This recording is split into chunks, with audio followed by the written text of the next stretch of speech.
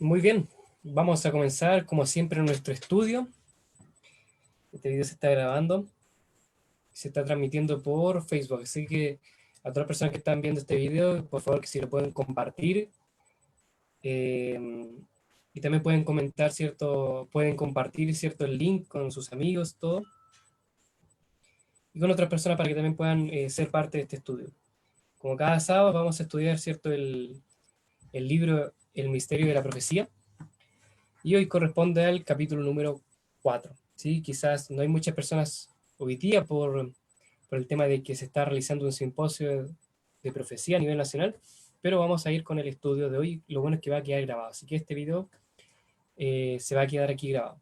Espero que se esté viendo bien, que se escuche bien, ¿sí? Así que déjenme revisar algo.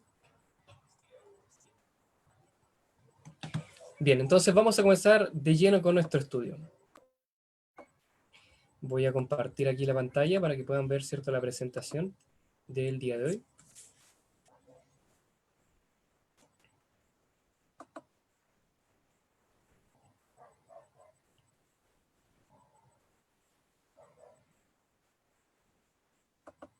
Estamos en Facebook.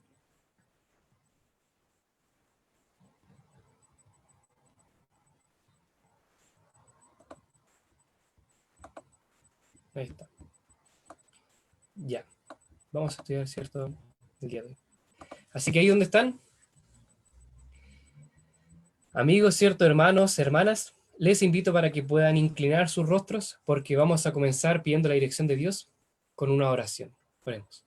Amoroso buen Dios que estás en lo alto de los cielos, gracias porque eres bueno, Señor, con nosotros, gracias por este día santo, sábado, donde podemos estar contigo, disfrutar de tu presencia y también estudiar tu palabra. Te pedimos, por favor, que puedas bendecirnos en este estudio y puedas ayudarnos, ¿cierto?, a estudiar este maravilloso libro y también tu palabra, Señor, que nos bendigas a todos, a las personas que estamos acá, a las personas que están viendo la transmisión o que están viendo la repetición de este video. Lo pedimos por favor en el nombre de Jesús. Amén. Sí. Ya, muy bien, como todos los sábados, como le comentaba, estamos estudiando este libro, El misterio de la profecía, y ustedes lo pueden ver en la pantalla y yo lo tengo acá. Es recomendable que ustedes puedan tener este libro, ¿cierto?, en sus manos para poder estudiarlo, así que si a alguno de ustedes les interesa adquirirlo, puede hablar conmigo sin ningún problema y se lo hacemos llegar a su hogar. Hoy día corresponde, ¿cierto?, al capítulo que se titula, se llama La muerte que trae vida. ¿Cómo es eso? ¿Cómo puede ser posible de que una muerte puede traer vida? ¿Qué se referirá? ¿A qué estará hablando? Eso, bueno, vamos a estudiar. Primero me gustaría, ¿cierto?, hacer una pregunta a los amigos que nos están viendo, los que nos acompañan acá. Lo pueden dejar, ¿cierto?, en los comentarios. Pueden dejarlo, ¿cierto?, ahí, en los comentarios. ¿Cuál es el mayor deseo del ser humano? ¿Cuál es el deseo humano más fundamental, más importante? Les pregunto. Ustedes pueden comentar, quizás pensarán es el amor, quizás es el formar una familia. ¿Cuál es el mayor deseo que tiene el ser humano? ¿Sí? Entonces, déjenme ver algo aquí nomás. Perfecto. ¿Cuál es el mayor deseo que tiene el ser humano? Quizás ustedes pensarán en formar una familia, ¿cierto? No sé, comprar un auto, en comprar cierta cosa.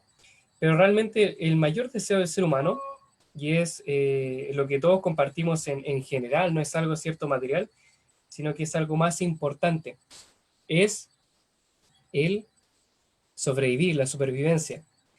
Desde que el hombre nace, ¿cierto? Desde que la mujer y el hombre, ¿cierto?, nacen, desde que un bebé, ¿cierto?, es concebido, uno de los mayores deseos que éste tiene es el de sobrevivir, ¿no?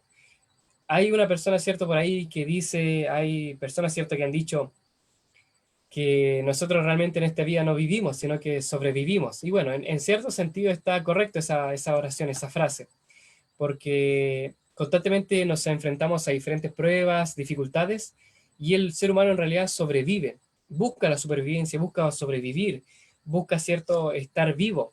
Y esa es la mayor lucha del ser humano, estar con vida, ¿cierto?, luchar y seguir con vida, ¿sí?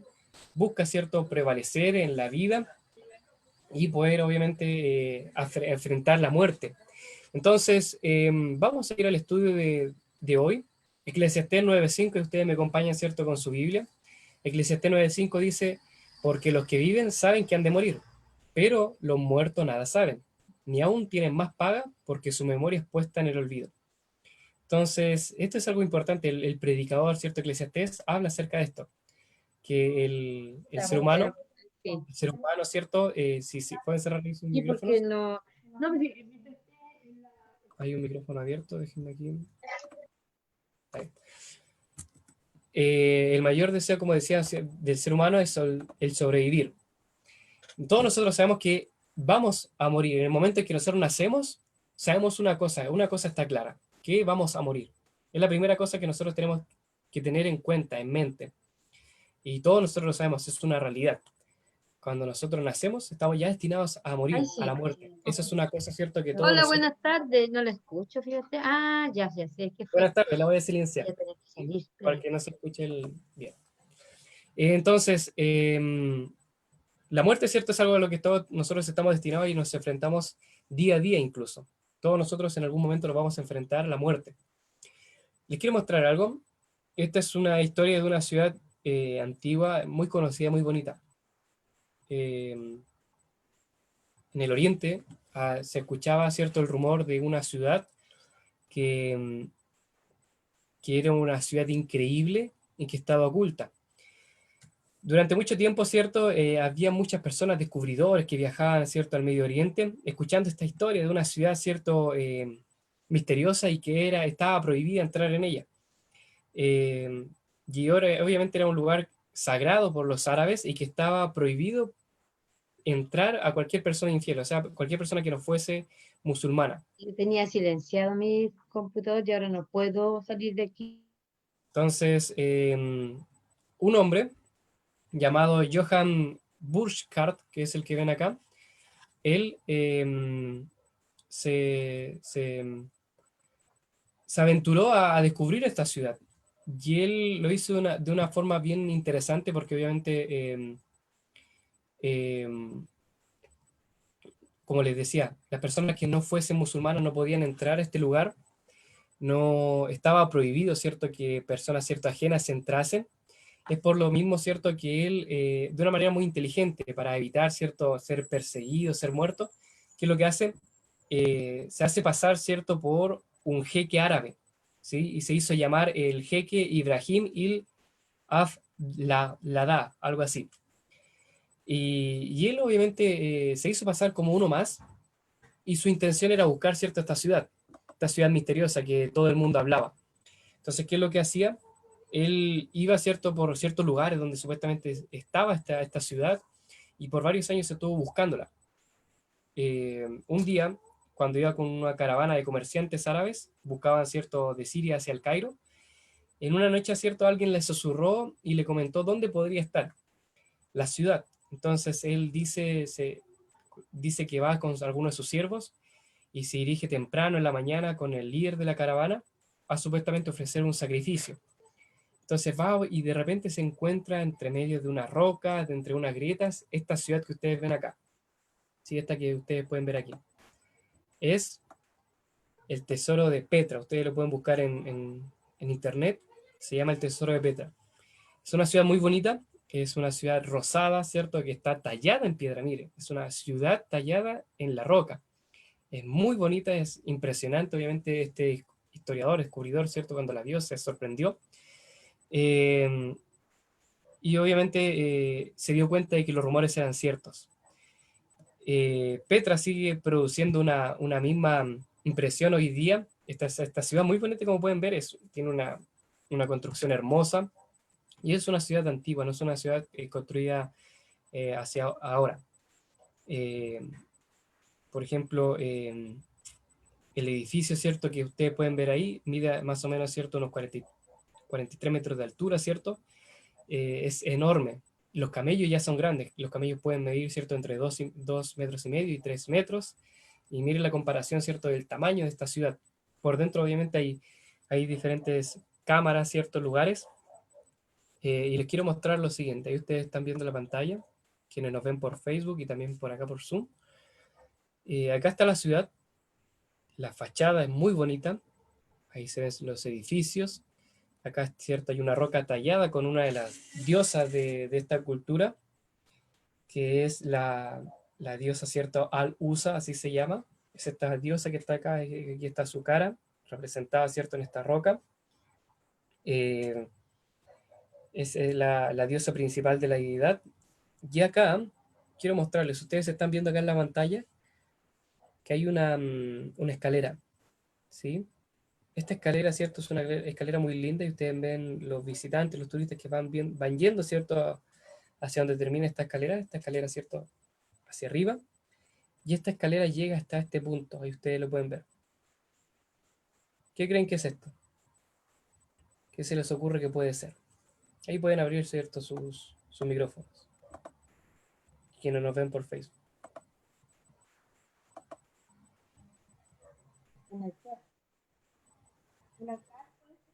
¿Será una tumba? ¿No? ¿Una tumba? No Podría ser. específicamente, porque está en alto. Miren, hay una Ah, escalera, ¿cierto? Y está, ¿cierto? Este lugar, miren, es muy bonito. Fíjense los detalles que tiene. parece. La ciudad tiene sus tumbas abajo de la tierra. Pero acá hay una parte donde está, ¿cierto? Como el techo de la ciudad.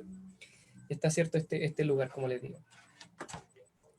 Entonces, miren, este lugar que está acá eh, es un altar de sacrificio, ¿sí? Pero no un altar de sacrificio cualquiera. Tiene una contextura, ¿cierto? Una construcción bien peculiar. Como ven acá, ¿cierto? Hay un óvalo, ¿cierto? Y un círculo en el cual, ¿cierto? Se deposita la víctima y la sangre, ¿cierto? Corre por acá. ¿Sí? Y ahí pues hay como un baño de sangre y hacen ciertos rituales con eso. Acá se ve, ¿cierto? Otros lugares, ¿cierto? De sacrificio de la misma manera. ¿Qué es lo que hacían acá? Acá, obviamente se sacrificaban animales, pero el sacrificio principal acá no eran los animales, sino que eran los niños. Niños, ¿cierto? Entre 2 a 4 años eran sacrificados en estos lugares. Que ven ahí. Ahí eran puestos niños, no animales. Y terrible. Era una costumbre común, ¿cierto? Dentro de esta ciudad y de la cultura que había en aquel entonces. Le cortaban la garganta y como les decía, la sangre corría por acá y se acumulaba todo acá. Y ahí, ¿cierto? Hay una tina con sangre de niños y ellos lo utilizaban para diferentes fórmulas, ¿cierto? Para hacer otros rituales, para bañarse, etcétera, etcétera.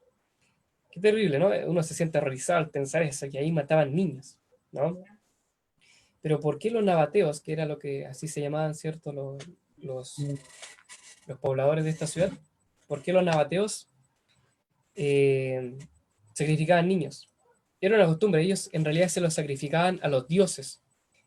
Ellos consideraban que los dioses les pedían sacrificios y ellos tenían que entregar a sus hijos para perdón, ¿cierto?, de sus faltas y para poder vivir. Si ellos no querían morir, tenían que entregar a sus hijos en sacrificio. Obviamente esto no se cumplía porque de igual forma ellos en algún momento iban a morir y era solamente la creencia que ellos mismos habían tenido. Ellos pensaban de que Alusa, la diosa que vivimos recién, ella les entregaba la vida eterna cuando sacrificaban, ¿cierto?, a sus hijos. Esto es terrible, si lo pensamos así es terrible, pero ¿por qué pongo este ejemplo? Porque esto es realmente un paralelismo. Vimos recién en el estudio que tuvimos hace unas horas que Satanás lo que siempre hace es copiar lo que hace Dios. Trata de copiar, ¿cierto?, su obra. Entonces esto realmente se puede ver trágico, terrible, pero si lo vemos desde la mirada del cristianismo, eh, se ve de otra manera. No es que nosotros tengamos que entregar y sacrificar a nuestros hijos, siempre en culturas, ¿cierto?, diferentes, paganas. El hombre tiene que acercarse a Dios, el hombre tiene que recorrer, ¿cierto?, una gran odisea, tiene que llegar al monte, al Olimpo, y hacerle favores a los dioses, ¿cierto?, matar en su nombre. Pero en cambio el cristianismo es diferente. No es que el hombre vaya a Dios, sino que ahora Dios va al hombre y Dios es incluso el que hace intercesión, el que hace sacrificio por, por nosotros, por sus hijos. Nosotros podemos ver ese sacrificio que se hace en el cristianismo, en nuestra religión, ¿sí? en nuestro teísmo. Juan 3:16, ustedes me pueden acompañar, ¿cierto?, en sus Biblias, dice lo siguiente, que es la base, ¿cierto?, de todo de la soteriología, ¿sí? La creencia de la salvación. Dice así, porque de tal manera amó Dios al mundo, que ha dado a su Hijo unigénito para que todo aquel que en él cree no se pierda, sino que tenga la vida eterna. Es un versículo que todos conocemos, ¿no? El Señor Jesús, cierto, se entregó por nosotros y no solamente era un hombre, sino que era Dios mismo que se entregó por nosotros, por cada uno de nosotros. Y Él hizo un sacrificio hermoso por ti y por mí. Y uno de repente puede preguntarse, aquí se me corrió un poco el texto, pero se pregunta, ¿por qué cuando Adán y Eva, cierto, pecaron, ellos fueron expulsados inmediatamente del Edén y empezaron a morir? Porque ellos obviamente habían sido creados eternos como seres, cierto, inmortales. ¿Por qué ocurrió de que ellos cuando ellos apenas pecaron, Dios los castigó y los echó inmediatamente del huerto del Edén? ¿Qué opinan ustedes? ¿Qué dicen? Podríamos decir que Dios es malo, que Dios los No, castigó. ¿Qué podemos decir? eso fue porque no podríamos adquirir otra naturaleza. ¿Por qué cuando Adán y Eva pecaron, Dios los expulsó inmediatamente del jardín del Edén? Y tuvieron que soportar, ¿cierto? Ver la muerte, ver cómo los árboles morían, cómo los animales se comían entre ellos, y cómo la gente, ¿cierto?, se iba volviendo mala. ¿Por qué ellos tuvieron que sufrir esto?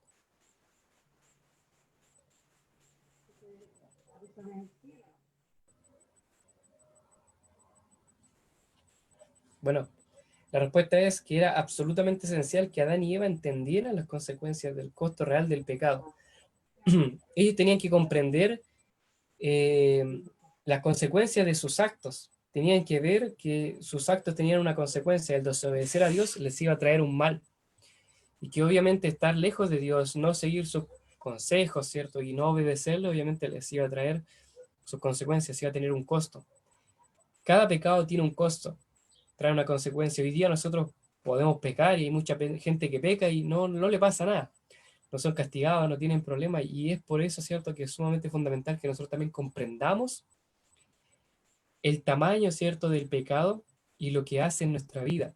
Adán y Eva lo vieron de forma inmediata. Ellos, al comer del fruto que Dios les había prohibido que comieran, porque era el fruto del conocimiento del bien y el mal, Dios quería que ellos fueran inocentes, que no conociesen el mal, pero también les dio la oportunidad para que escogiesen seguir a Dios o desobedecerle. Por eso puso este árbol ahí en el huerto. Entonces ellos, al comer, inmediatamente por desobedecer a Dios, se dieron cuenta que estaban desnudos, según lo que dice el relato de Génesis. Se dieron cuenta que estaban desnudos y sus vestiduras de gloria que tenían, porque Dios los había cubierto con ropas de gloria, eh, se desvaneció y ahora se dieron cuenta que estaban desnudos. Inmediatamente la presencia de Dios se alejó de ellos porque Dios no puede estar con el pecado, ¿sí?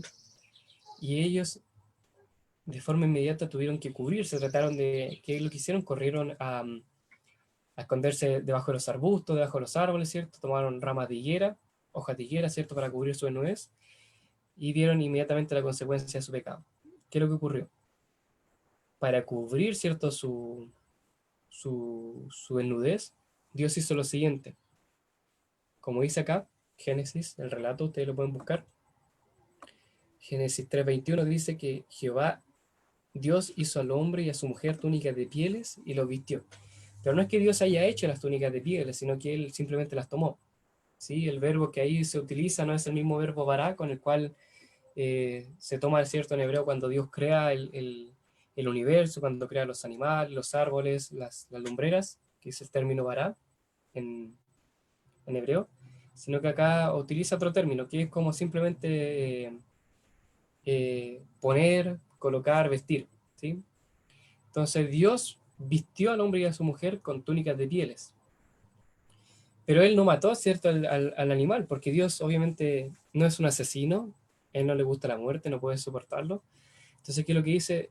Ordenó que Adán tomase, ¿cierto?, este cordero y lo sacrificase.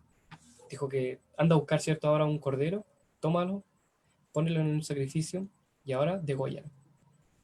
Adán pudo haber dicho, es que tienes que hacerlo, porque de sus pieles tú te vas a cubrir. Y esto simboliza el gran hecho, ¿cierto?, de lo que va a ocurrir después.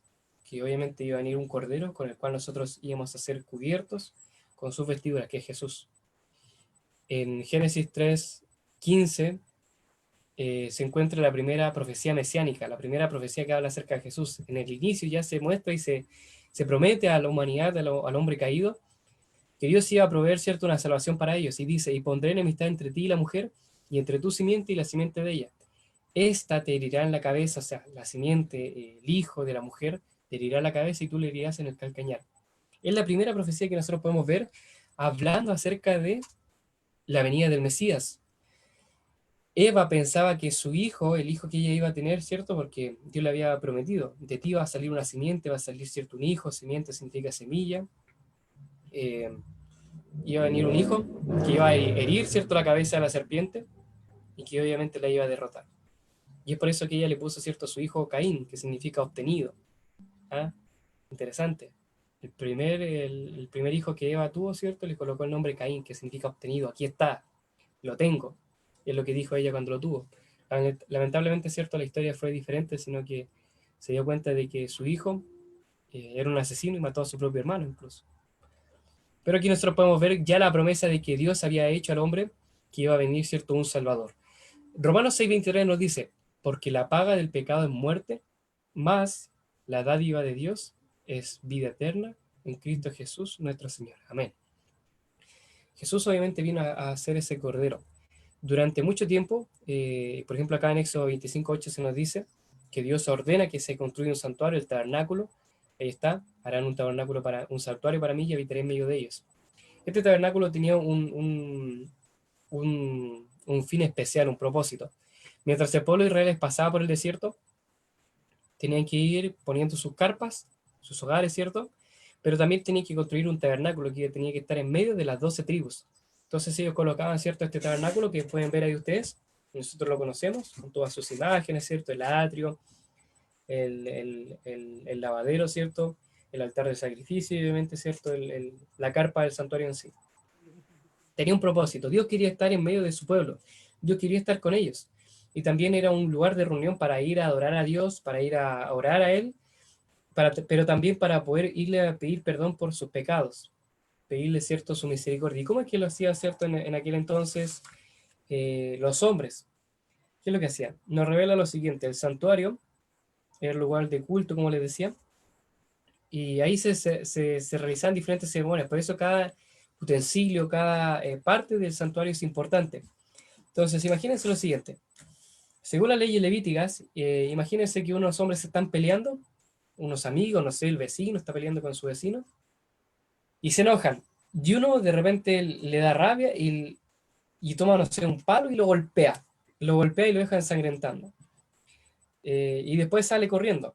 Pero a medida, cierto, que va corriendo, se acuerda de que Dios había dicho que en leyes no había que, la ley levítica, cierto, no había que pelear, cierto, entre ellos, no había, cierto, que tener rencilla. Y de esta manera, ¿cierto? ¿Qué es lo que hacía? Para pedirle perdón, obviamente se devolvía, le pedía perdón, ¿cierto?, a la persona que estaba ahí, a su vecino, pero no solamente eso, sino que también iba y tenía que llevar, ¿cierto?, un sacrificio, un cordero, al altar, tenía que llevarlo.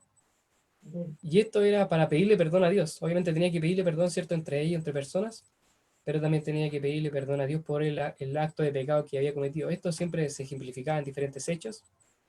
Entonces, ¿qué es lo que tenía que hacer? Llevaba un cordero, y como pueden ver aquí ustedes, ahí están las imágenes. Claro, ahí lo ven, ¿no? Tomaba un cordero y ponía su mano sobre él. Y de esta manera, de forma simbólica, traspasaba sus pecados al animal. Y después sus pecados, ¿cierto?, eran traspasados a él, entonces ya no era el hombre culpable, porque el hombre tenía que morir por su pecado. Ahora, el culpable en cierta medida era el cordero, y él tenía que morir por esto. Entonces él era sacrificado con su sangre, ¿cierto? El sacerdote tomaba un poco de su sangre, ¿cierto? Le ponía, ¿cierto?, en la cabeza o en la mano, ¿cierto?, a la persona que había venido, y después tomaba, ¿cierto?, el animalito y lo ponía sobre el holocausto y lo quemaba. De esta manera, ¿cierto? Era como se ofrecían los sacrificios en aquel entonces. Interesante, ¿no? Imagínense cada vez que uno se pelea con el amigo, con el pololo, con el cónyuge, tener que ir, ¿cierto?, a la mitad de la ciudad y llevar un cordero, comprar un cordero, llevarlo, pedirle perdón a él, ¿cierto?, delante del sacerdote y después transferir sus pecados, ¿cierto?, al animal y degollarlo ahí mismo. Tremendo, ¿no? Hoy día obviamente eso no se hace, sino que nosotros tenemos otra forma de pedir perdón. Dios, ¿cierto?, lo ha hecho de otra manera y eso lo vamos a ver. Hebreos 10:4 nos dice que no era la sangre de los corderos la que perdonaba, ¿cierto?, los pecados de los hombres, ¿sí? Porque la sangre de toros, de machos cabríos, no puede quitar los pecados. Entonces hoy día no es necesario. Muchas personas dicen, entonces ya sé lo que voy a hacer para limpiar mi vida, voy a ir a comprar diferentes animales y los voy a sacrificar, o voy a ir a Jerusalén y voy a sacrificar animales. No, así no sirve la cosa, así no funciona. Así no es como funciona esta cosa. No es la sangre, ¿cierto?, de los machos cabríos la que nos salva, lo de los corderos, sino que es lo que representa, el símbolo. Jesús fue el que se entregó por nosotros y Él fue el verdadero cordero. Todos estos corderos, desde el principio, desde aquel cordero que sacrificó a Adán junto a Eva, después Abraham, los que sacrificaron, ¿cierto?, Moisés, los hombres en el desierto, Josué y diferentes hombres, todos estos corderos simbolizaban al cordero que iba a venir después, que es Jesús. Y Juan lo reconoció. Juan al verlo, ¿cierto? El Juan el Bautista lo reconoce, ¿cierto? Y lo dice. Aquí, versículo 29 del capítulo 1 del libro de Juan, dice lo siguiente. El siguiente día vio Juan el Bautista a Jesús que venía a él y dijo, he aquí el Cordero de Dios que quita el pecado del mundo. Él lo reconoció, él lo vio, ¿cierto? Vio a Jesús y dijo, este es el Cordero. Este es el Cordero que sí nos va a limpiar a nosotros de nuestros pecados, que sí, ¿cierto?, nos puede perdonar nuestros pecados. Este es el Cordero. Y lo anuncia y él empieza a proclamar, ¿cierto?, a los discípulos que estaban junto a él, a las personas que estaban junto al río, le dice, este es el Cordero que nosotros tanto hemos esperado. Acá nos añade, ¿cierto?, y nos va ilustrando también Isaías, el profeta Isaías, en capítulo 53, versículos 7 y 6, dice, angustiado él y afligido, no abrió su boca, sino como cordero fue llevado al matadero, y como oveja delante de sus trasquiladores, enmudeció. No puedo ver aquí, nosotros nos descarriamos como ovejas, ahí está, enmudeció y no abrió su boca. Todos nosotros nos descarriamos como ovejas, cada uno cual se apartó por su camino, más Jehová cargó en él el pecado de todos nosotros. Miren qué interesante. Ahí ustedes pueden ver las imágenes, son fuertes verlas, ¿cierto? El Señor Jesús se entregó por cada uno de nosotros y de esta manera, ¿cierto?, Él cumplió esta profecía. Él es el Cordero que se entregó por cada uno de nosotros. Y con su sangre hoy día nosotros podemos ser limpiados y con su sacrificio Él cargó todos nuestros pecados. Todos los pecados que nosotros hemos hecho, incluso los que vamos a hacer, Dios los cargó sobre sí para que Él muriese en nuestro lugar. Y nosotros no tuviésemos que morir, ¿cierto? Esa muerte tan sangrienta, tan humillante que él murió. Es la mayor prueba de amor que alguien ha hecho por nosotros. ¿Sí? Y sigue diciendo, ven mi pantalla, ¿no? Sí. Ya, ahí se ve mejor. Entonces, hay diferentes etapas, ¿cierto?, que nosotros tenemos que hacer. ¿Cómo reconocer, ¿cierto?, a nuestro Señor Jesús como Salvador? Y cómo recibir el perdón. Aquí le puse, ¿cierto?, los pasos que nosotros tenemos que hacer. Es muy simple. Simplemente tienes que aceptar y reconocer que tú eres un pecador, que tú lo que haces es mal, porque mucha gente hace mal, ¿cierto? Y dice, no, es que esto es por necesidad. No, es que esto no es pecado, ¿no? Entonces, primero lo que nosotros tenemos que hacer es aceptar y reconocer que somos pecadores. Segundo, reconocer y confesar nuestros pecados a Dios. No a una persona, no al pastor, no al sacerdote, sino que ir delante de Dios en oración y reconocer ante Él nuestros pecados. Tercera cosa, pedirle perdón, ¿cierto?, a aquella persona que has ofendido con tu pecado, ¿cierto? Y hacer las reparaciones necesarias. Y a veces nuestros pecados no son solamente contra nosotros, sino que son contra otras personas. Incluimos a otras personas en nuestros pecados, entonces también es importante pedirle perdón a ellos. Tratamos a veces de pedir perdón a Dios, pero no pedir perdón al hombre, y eso está mal. Tenemos que arreglarnos con las personas que nosotros dañamos o que a veces pecamos contra ellas, ¿no? Cuarto, creer y aceptar el perdón que Jesús proveyó por medio, que Dios proveyó, ¿cierto?, por medio de Jesús. Y quinto, alabar a Dios y agradecerle a medida que la paz y la luz iluminan tu alma. Agradecerle, darle gracias por el sacrificio que Él hace por nosotros, ¿no? Agradecerle por este lindo sacrificio, nosotros lo vemos por fe, pero confiamos, ¿cierto? Y ahí está la justificación por la fe. Nosotros vemos por fe aquí el Cordero que fue entregado. No vemos, ¿cierto?, a Jesús ahora, pero sí lo podemos ver por fe. Vemos esa cruz que está, ¿cierto?, manchada por la sangre de nuestro Señor, y que esa sangre es la que nos limpia hoy en día. Y estos son los pasos que nosotros tenemos que seguir para, obviamente, pedir perdón por nuestros pecados. La salvación es un regalo. El sacrificio que Dios hace por nosotros es un regalo en sí. El sacrificio que Él hizo es algo inmerecido. Dice Efesios 2:8, porque por gracia sois salvos por medio de la fe, y esto no es de vosotros, pues es don de Dios. Don, dolón, ¿cierto? En griego, es regalo. Y 2 Corintios 5:21 dice, al que no conoció pecado, por nosotros lo hizo pecado, para que nosotros fuésemos hechos justicia de Dios en medio de él. ¿Sí? O sea, la vida de Cristo, su muerte, es un regalo para nosotros. Pero como todo regalo hay que abrirlo. Nos sirve, ¿cierto?, ver el regalo y decir, ¡ay, qué lindo este regalo!, ¿no? Y no lo vamos a abrir, ¿cierto? Lo vamos a dejar ahí. No, uno no hace eso, ¿no? Cuando te regalan algo, tú vas, abres el regalo, abres la caja, ¿cierto? Rompes esa bolsa y si, no sé, es una prenda de vestir, tú te la pones. Si es algo que te gusta, lo utilizas todos los días. De la misma manera, el regalo que Dios nos ha hecho es la sangre de Cristo, es su sacrificio. Por lo tanto, nosotros tenemos que regocijarnos en su regalo, tenemos que aceptarlo, tenemos que disfrutarlo, tenemos que compartirlo con otros, tenemos que contarles, mira, Dios me regaló esto. Nos dio el regalo de la salvación a través de su Hijo, el Señor Jesús. Y por eso nosotros hoy día podemos ser salvos. Qué lindo, ¿no? Aceptemos el regalo que Dios nos da. Por último, quiero terminar por esto. En Apocalipsis, ahí ustedes pueden anotar los textos, por tiempo ya vamos a ir concluyendo, pero ustedes pueden anotar estos textos. En Apocalipsis se presenta, ¿cierto?, a Jesús coronado. En Apocalipsis siempre se habla de las bestias, siempre se habla del dragón, pero pocas veces se habla de Jesús. Realmente Jesús es el centro del libro. Él es el personaje de esta historia. Él es el escritor, ¿cierto?, principal y el personaje principal del libro de Apocalipsis. En el libro de Apocalipsis se presenta de diferentes maneras. Se le presenta como el que triunfa sobre los poderes del mal, en el capítulo 1, ¿cierto?, versículo 5, dice que por su sangre nos ha librado de nuestros pecados. En Apocalipsis 5:6 nos dice que es el Cordero inmolado que ahora es digno de abrir los libros del juicio y redimir, ¿cierto?, y hacer un juicio en favor de su pueblo. En Apocalipsis, ¿cierto?, 6, versículo 1, ¿cierto?, se nos dice que es el Cordero que abre los sellos de la historia para revelar el plan para salvar a la raza humana. En Apocalipsis 7:14, ¿cómo se llama?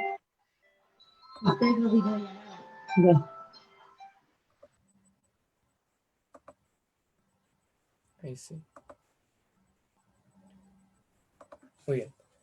Si pueden ahí cerrar sus micrófonos. Y como iba, ¿cierto?, vayan anotando los versículos que les voy dando.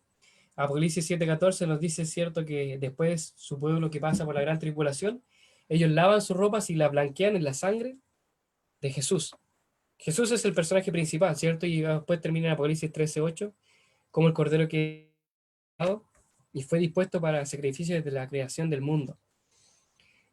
Queridos, queridas, hermanos, amigos que nos están viendo, el plan de salvación consiste en lo siguiente, en que Jesús se entregó por nosotros, Dios mismo bajó desde el cielo, dejó su trono, dejó todo lo que él tenía y se entregó en favor de cada uno de nosotros, por ti y por mí.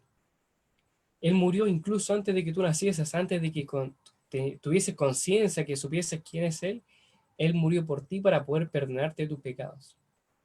Lo que el mundo busca hoy en día y lo que la gente, las personas buscan es poder limpiar, ¿cierto?, su pasado, limpiarse, ¿cierto?, de sus faltas, arreglar, ¿cierto?, y partir de nuevo. Bueno, pues Dios te ofrece eso. El Señor Jesús hizo un sacrificio en favor tuyo y Él se entregó su vida, ¿cierto?, murió por ti para que hoy día tú aceptes su sacrificio, lo aceptes como un regalo y puedas vivir por vida eterna gracias a Él. Así que la invitación es que tú puedas aceptar este regalo. Reconoce al Señor Jesús como tu Salvador, confiesa a Él tus pecados, arréglate con los hombres y entrégate a Él. Qué maravilla, ¿no? Qué felicidad que nosotros podamos hoy día, ¿cierto?, ser salvos a través del gran sacrificio que hizo Jesús. Es con esto que es lo que quiero terminar. Quiero saber si es que hay algún comentario, alguna apreciación dentro de los amigos que nos acompañan acá, de los hermanos, hermanas, para ya ir terminando. ¿Les parece? ¿Mm?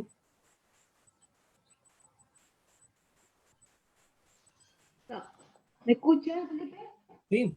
¿Se escucha un Ya, eco? no, Ahí sí. solamente agradecer que te haya dejado compartir la palabra contigo, sobre todo porque tú conoces bien, estás estudiando y nos puedes enseñar la palabra, que es tan reconfortante en estos tiempos. No se Solamente escucha, hermano. No se Ok. escucha bien, se escucha cortado. cortado ya. Espera. Ahí sí. Agradecer la palabra que nos traes todos los sábados. Ya eso, agradecerte esa posibilidad de poder aprender más cada día del Señor. Agradecerle a Él también la oportunidad que tenemos las tres con mi mamita de poder escuchar la palabra y poder entenderla. Y darte muchas bendiciones. Que estés muy Gracias, bien, un que gusto, Dios te hermano Ángel. proteja y que te bendiga mucho.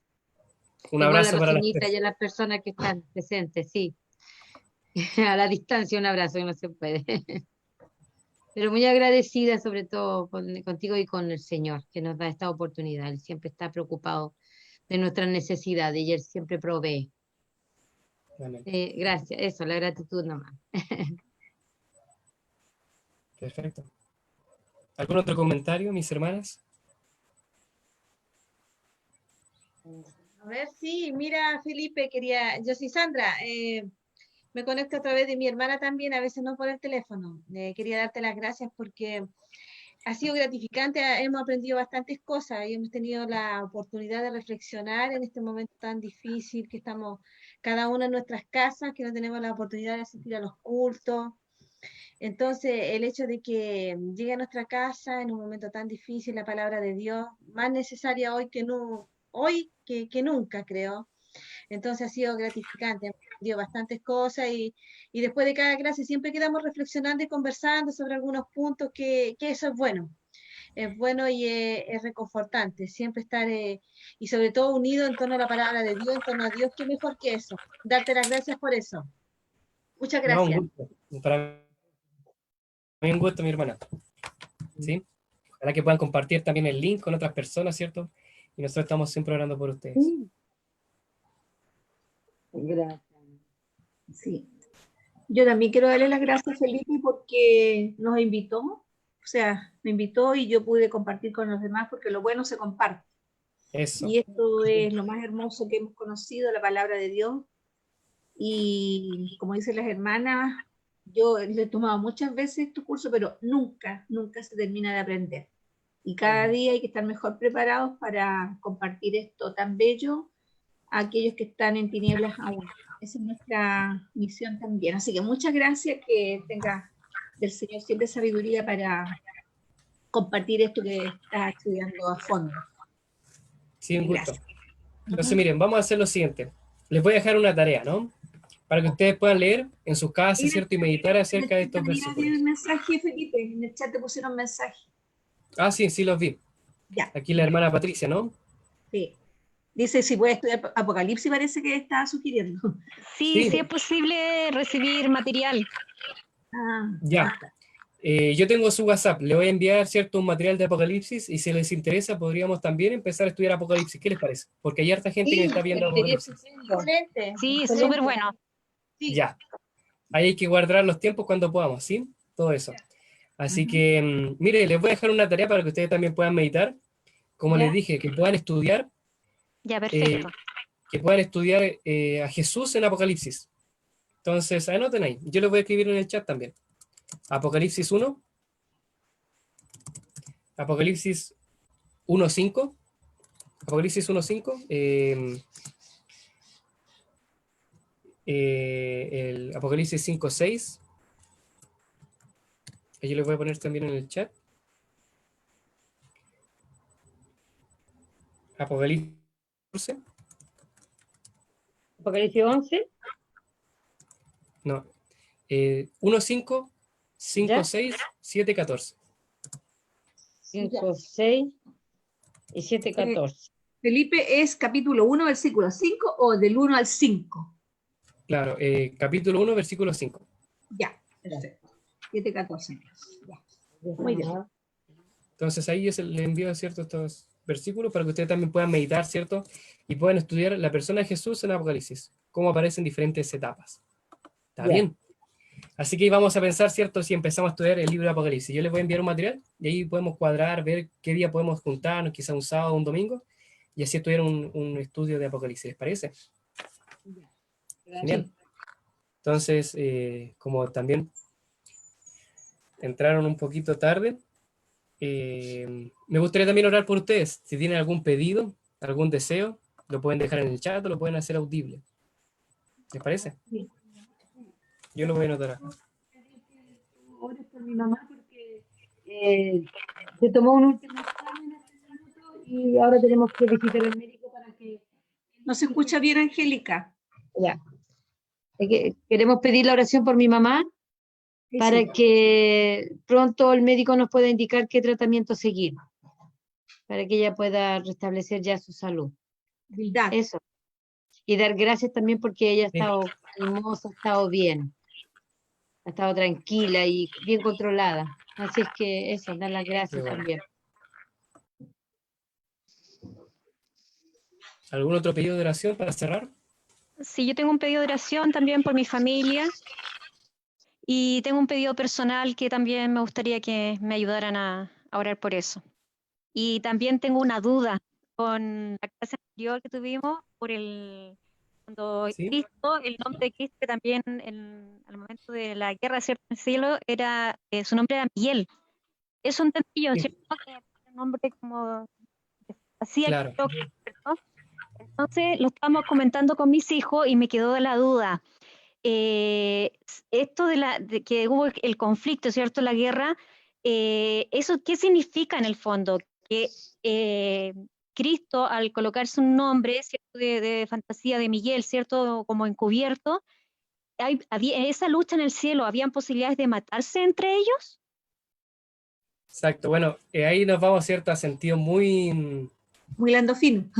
Sí, es claro, que como tomar a los niños acepciones. claro, les Es que quedó dando dudas, ¿cierto? Quedaron estas dudas dando vuelta y además que considerando también que nos recordamos el tema de Job, en que Satanás tiene esa capacidad incluso hasta de matar. Entonces, pero sí a los seres humanos, ¿cierto? Y cuando había este conflicto, quizás estas luchas de poderes eran fuertes, porque quizás sí a ese extremo, pero no al de matar o ángeles, por así decirlo. Entonces nos quedó dando vuelta a eso. No sé si hay una explicación o eso lo vamos a ver recién en el cielo, pero si había algo más, esa era mi duda, si se podía aclarar o andar un poquito. Claro, exacto. Por ejemplo, en el libro Historia de la Redención, ahí se relata bien eso, y en el libro El conflicto de los siglos se habla, ¿cierto?, acerca de toda esta guerra. Bueno, Ellen White dice que era una guerra, ¿cómo decirlo?, como una guerra política, una guerra, ¿cierto?, de discusión. No se sabe si fue realmente así algo de puño, se dice que fue, ¿cierto?, algo ya, una guerra como tal, ¿no? Y por algo, obviamente, fueron echados, ¿cierto?, Satanás y los ángeles del cielo. Pero todos esos misterios después los vamos a descubrir, ¿cierto?, en cara el a cara. paraíso, ¿cierto?, en el mundo. Claro. Después los Con el ángeles mismos nos van a explicar todo eso. Decir como que Dios puede ser muerto es como, es como forzar algo, ¿no? Como decir, ¿será verdad o no? No lo sabemos. Hay cosas que no sabemos, pero sí hay otras cosas que sí sabemos que el Señor nos permite conocer, y eso es lo importante, estudiar esas cosas, por ejemplo, su amor, la salvación que nos entrega a través de su Hijo Jesús, esas cosas, ¿sí? Pero lo importante en ese relato es que nosotros estamos de parte de Miguel, y que Miguel es el vencedor, y que Miguel es Jesús. Su nombre, ¿cierto? Miguel significa el que es como Dios. Incluso aquí mismo está grabado en Facebook una tarea que hice hace unas horas, que es una predicación acerca de Daniel, y en Daniel también se nombra a Miguel, y ahí, ¿cierto?, habla acerca un poquito también de eso. Entonces, que nosotros podemos tener al Señor Jesús, a Miguel, ¿cierto?, como nuestro general, como nuestro capitán, quien nos defiende, quien nos guarde, y ese es el sentido, ¿cierto?, de la palabra, ¿no? Así que eso, mis hermanas, queridas, amigos que nos están viendo, ¿les parece si oramos para finalizar, Ya. oremos. Amoroso Dios que estás en los cielos, gracias por lo bueno que tú eres, Señor. Gracias por todas las maravillas que tú haces cada día por nosotros. El simple hecho de que nosotros hoy día estemos vivos ya es un milagro que haces en nuestra vida, Señor, porque cada día nos enfrentamos a diferentes luchas, nos enfrentamos cara a cara con la muerte, pero tú nos has tenido aquí, Señor, firmes, vivos, con un propósito, que es el continuar conociéndote, Señor, aprendiendo de tu palabra. Bendícenos a cada uno de nosotros, a los que estamos aquí en este estudio, los que están mirando por Facebook o mirando esta transmisión de nuevo, que tú puedas bendecir a cada uno de nuestros amigos, hermanos y familiares también que tenemos. Gracias por este lindo día sábado que ha sido espectacular junto a tu compañía, que podamos seguir descubriendo, Señor, estos detalles, Señor, estas dudas que surgen de repente en nuestra mente, que podamos encontrar la respuesta cierta en tu palabra. Bendice grandemente a la hermana Angélica, a la hermana Sandra y especialmente a la hermana Vilta.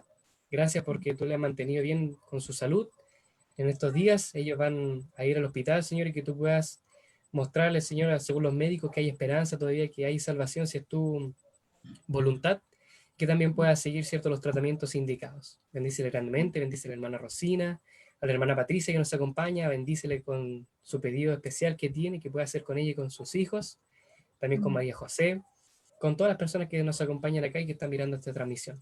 Bendícenos, Señor, y ayúdanos a poder seguir estudiando tu palabra junto a tu compañía y el Espíritu Santo. Lo pedimos por favor en el nombre de Jesús. Amén. Amén. Así que un gusto, mis queridas Amén. hermanas, amigos, que Dios los bendiga. Les mando un abrazo y ahí vamos a ver si podemos estudiar Apocalipsis. ¿Qué les parece? Ok. Ya, Así que un gracias. gusto. Compartan el link, la transmisión que va a quedar grabada y que Dios les bendiga. Nos vemos el próximo sábado. Chao, Dios los chao. bendiga. Gracias. Chao, Chao.